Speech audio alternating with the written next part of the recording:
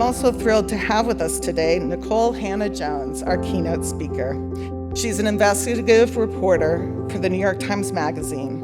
Her groundbreaking work has earned her a long list of distinguished awards, including a Peabody, a Polk, and in 2017, she was chosen as one of the 24 global leaders to receive a MacArthur Genius Award for reshaping our national conversation about education reform. She chronicles the persistence of racial segregation in American society in a way that makes us face the truths we would rather not acknowledge.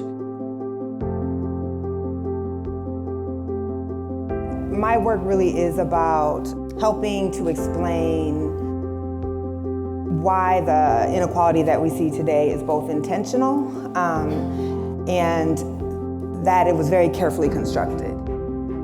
Let's shift to early education and care. This group is in the birth to 5, birth to 8 range. So have you had experience reporting on early education, and how does it fit into your views about segregation?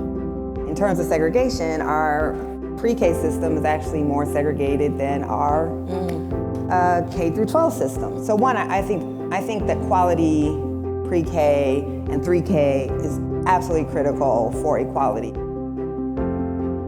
It's very interesting if you study the history of this as well. Everything in America goes back to race, let's just be clear. We try to marginalize it, but it's a central issue of our country. So the question I always ask is like, what actually are anyone willing to do? Because whatever the big structural solutions are, I don't actually find enough people who are willing to do any of those things. We want to do very small fixes to a very big problem.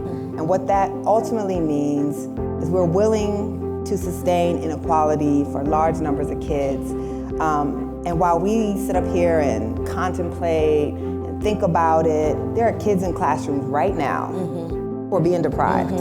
Right now. The inequality we see is a choice. So it's not enough to be good people who believe in equality, but our choices either sustain it or they undo it. The way to be an ally is to dismantle the structures. And if you're not gonna put your own skin in the game, you're not really an ally. I don't need a thought ally.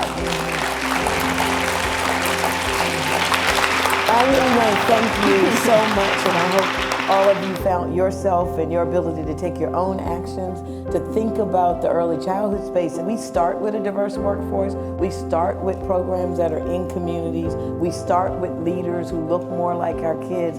And your job is to make sure that those kids have the best opportunity and that resources are pushed in that direction. And we've had lots of federal policy that has driven us away from those decisions over numbers, over quality rating improvement, and getting numbers up. And so I encourage you to hear this, but hear it as a call to action, to take your own personal action, but then to make decisions in your systems and institutions. So thank you so much for being here. Thank you all. I really appreciate it. Thank you.